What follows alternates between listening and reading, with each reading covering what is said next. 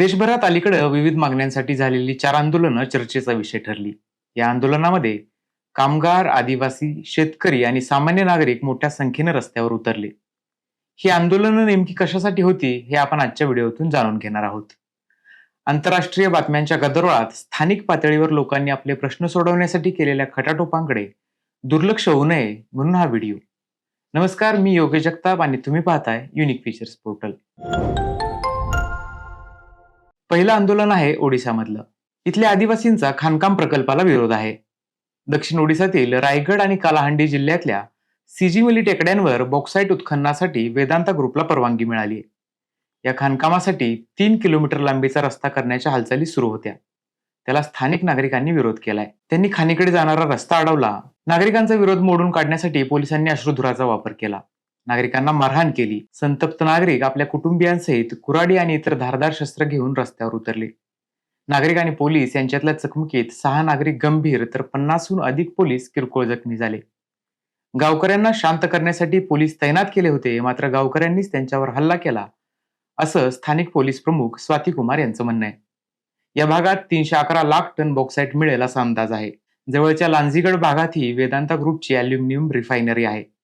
तिथून दरवर्षी 20 लाख टन बॉक्साईटचं उत्खनन केलं जातं. मात्र वेदांताने वार्षिक 60 लाख टन बॉक्साईटच्या उत्खननाचं उद्दिष्ट डोळ्यासमोर ठेवलंय. 2013 साली नियमगिरी पर्वतरांगांच्या परिसरातही असाच खाणकाम प्रकल्प सुरू करण्याचा प्रयत्न झाला होता. मात्र स्थानिक नागरिकांनी तो हाणून पाडला होता. त्यावेळी आदिवासी बांधवांनी ग्रामसभा घेऊन हे पेसा कायद्याचं उल्लंघन असल्याचं दाखवून दिलं होतं. या प्रकल्पाविरोधात मेधा पाटकर, प्रफुल्ल सामंतराव, सुभाष सिंग मांझी आदींनी आवाज उठवला आहे. या कार्यकर्त्यांच्या हालचालीवर सरकारची नजर आहे. मधल्या काळात खाणकामाच्या विरोधात असणाऱ्या रायगड जिल्ह्यातील 25 कार्यकर्त्यांना जिल्हाबंदी करण्यात आली होती.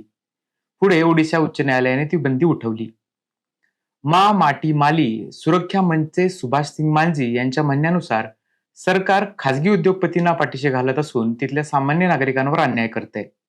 स्थानिक सामाजिक कार्यकर्ते शरण्य नायक सांगतात, ग्रामसभेला त्यांच्या हद्दीत कायदे करण्याचा अधिकार आहे, मात्र त्यातही गैरप्रकार करण्यात आलाय.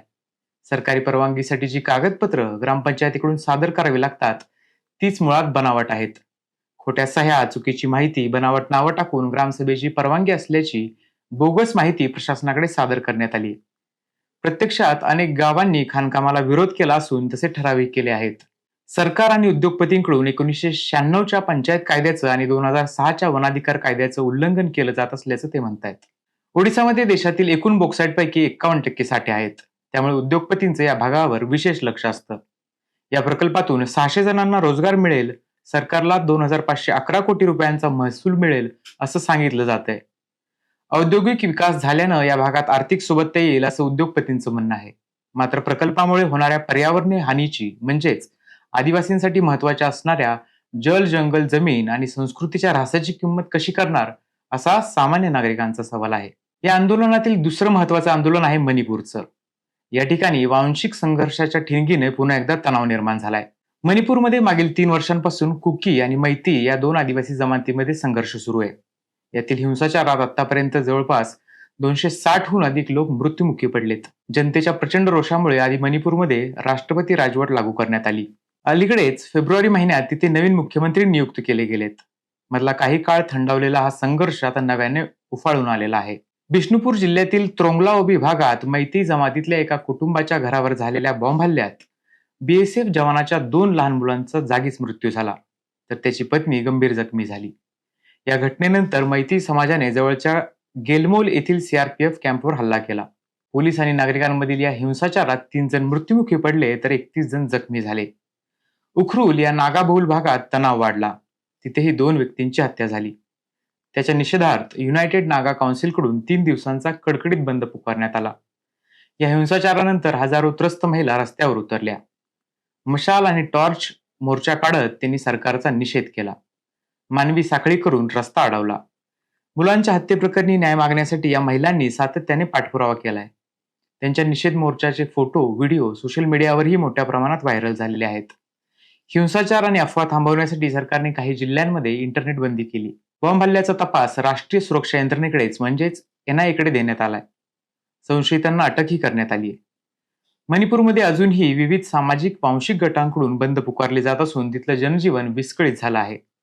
परिस्थिती नियंत्रणाबाहेर जाऊ नये यासाठी डोंगराळ खोऱ्यातील भागांना जोडणाऱ्या सीमेवर लष्कर आणि आसाम रायफल्सचे जवान तैनात करण्यात आलेले आहेत. अनेक जिल्ह्यांमध्ये सशस्त्र दल विशेष अधिकार कायदा म्हणजेच अफ्स्पा लागू करण्यात आलेला आहे. म्यानमार देशात खुलेपणाने ये जा करण्याची मुभा रद्द केली गेली आहे. जवळपास 1643 किलोमीटर अंतराच्या सीमेवर तारेचं कुंपण घालण्याचं काम या ठिकाणी आता सुरू आहे. तिसरं महत्वाचं आंदोलन आहे बुंदेलखंड भागातील. या ठिकाणी केन बेतवा प्रकल्पग्रस्तांचं चिता आंदोलन सुरू आहे. राष्ट्रीय नदीजोड योजनेतील पहिला प्रकल्प केन बेतवा बुंदेलखंडमध्ये उभा राहत आहे. मध्य प्रदेशातील पन्ना आणि छत्तरपूर जिल्ह्यातील नागरिकांचा या प्रकल्पाला विरोध आहे. या जिल्ह्यातल्या गौंड आणि सौर या आदिवासी समाजातील महिलांनी आपल्या मुलांना घेऊन या प्रकल्पाविरोधात चिता आंदोलन केलंय. लाकडी चिता रचून त्यावर आठवडाभरापेक्षा जास्त काळ या महिला बसल्या होत्या, झोपल्या होत्या. काही महिला पाण्यातही उभ्या राहिल्यात. बुंदेलखंड हा मध्य प्रदेश आणि उत्तर प्रदेशातील दुष्काळी भाग. केन आणि बेतवा या यमुना नदीच्या उपनद्या. या नदीजोड प्रकल्पामध्ये केनचं पाणी बेतवा नदीत वळवलं जाणार आहे. पाणी पोहोचवण्यासाठी 221 किलोमीटरचा कालवा काढण्यात येणार आहे. शिवाय पाणी साठवण्यासाठी 77 मीटर उंच आणि 2 किलोमीटर लांबीचं दौंधन नावाचं धरण त्या ठिकाणी बांधलं जात आहे.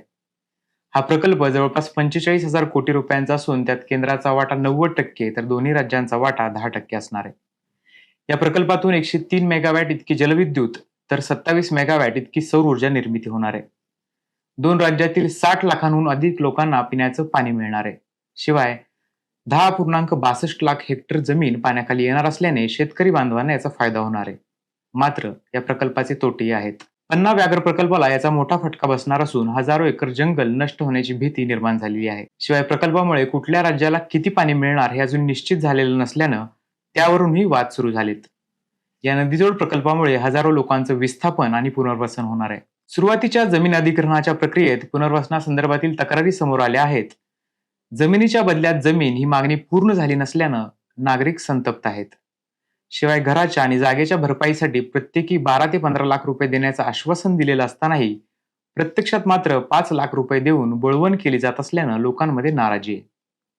चिता आंदोलनात सहभागी झालेल्या महिला म्हणतात, आमचं आंदोलन हे केवळ जमिनीसाठी नसून जल, जंगल, जमिनीवरील हक्क आणि सन्मानाने जगण्यासाठी आहे.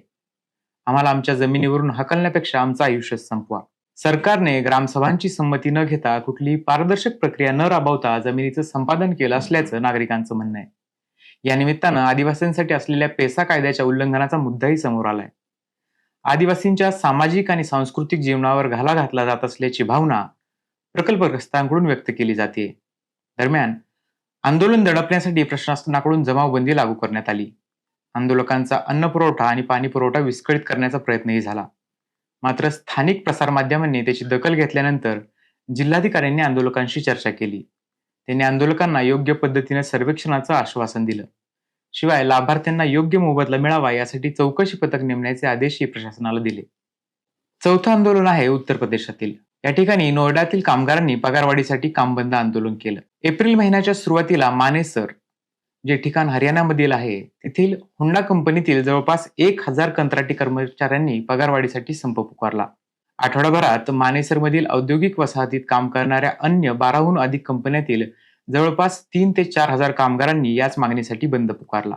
यामध्ये वस्त्रोद्योग क्षेत्रात काम करणाऱ्या महिलांचा मोठ्या संख्येने सहभाग होता.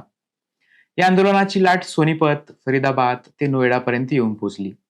अनेक ठिकाणी कंपन्यांचे प्रतिनिधी आणि कामगारांमध्ये वादविवादही झाले. हाणामारी झाली. काही जण जखमी झाले.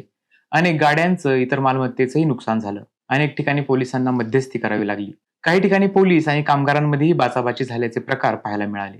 कंपन्यांनी तात्पुरती पगारवाढ करण्याचा प्रस्ताव कामगारांसमोर ठेवला, मात्र तो कामगारांना मान्य नव्हता. कुशल कामगारांना सरसकट 20,000 रुपये पगार द्यावा अशी मागणी कामगारांमार्फत करण्यात आली. हे आंदोलन करण्यामागची कामगारांनी दिलेली कारणं अशी आहेत. कामगारांना कंपनीत सन्मानजनक वागणूक मिळत नाही. त्यांनी स्वतःच्या हक्क आणि अधिकारांविषयी बोलायला सुरुवात केली की त्यांना काढून टाकण्याची धमकी दिली जाते. कामासाठी सुरक्षित वातावरण नाही.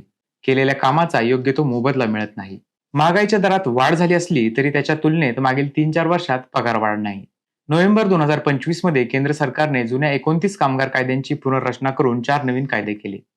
नव्या कायद्यांची अंमलबजावणी 1 एप्रिल 2026 पासून सुरू करण्यात येईल असं सांगण्यात आलं होतं.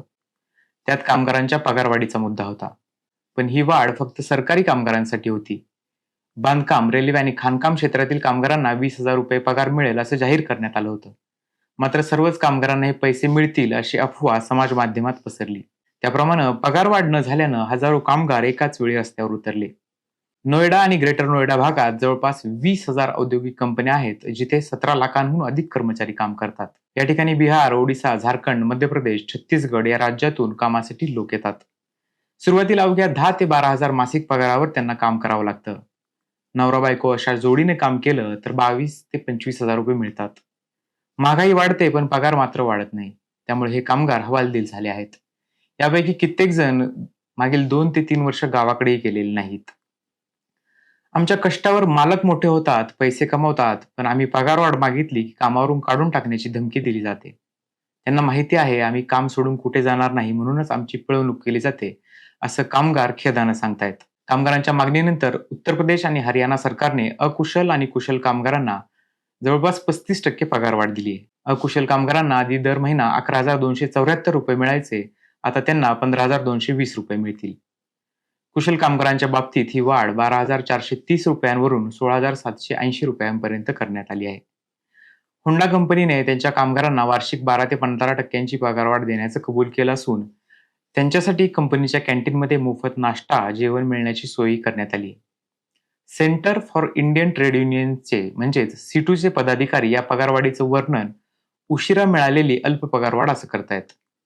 कंत्राटी कामगारांना नियमित कामगारांइतक्या सोयीसुविधा नसतात, त्यांना पगारही कमी असतो. मोठ्या शहरांमध्ये सर्वांसाठीच किमान वेतन 30,000 रुपये असावं अशी मागणी सीटूनं केली.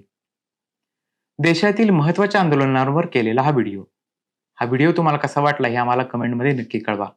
अशाच प्रकारचे माहितीपर व्हिडिओ पाहण्यासाठी युनिक फीचर्स पोर्टलच्या YouTube चॅनलला लाईक, शेअर आणि सबस्क्राईब करा.